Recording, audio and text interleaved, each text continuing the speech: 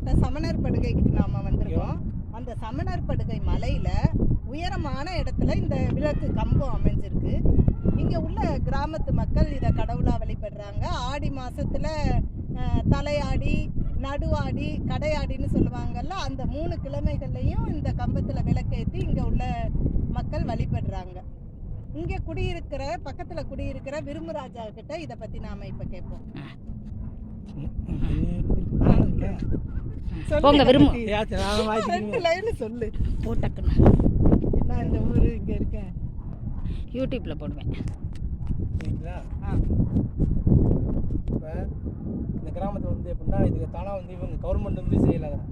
கிராமத்து ஆளுங்க வந்து இந்த எங்கள் செய்யாங்க பாடிருப்பாங்கள, அவங்க வந்து கீழேருந்து கொண்டு வந்தாங்க போகிறோம்.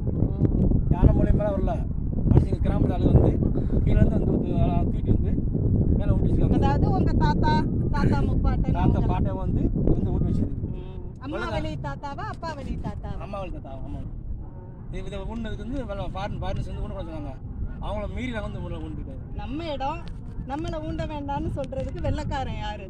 அதெல்லாம் வந்து ரொம்ப ஆடி மாதத்தில் வந்து ரொம்ப. ஆனால் இதில் ஏறி வர்றது ரொம்ப சவாலான விஷயம்.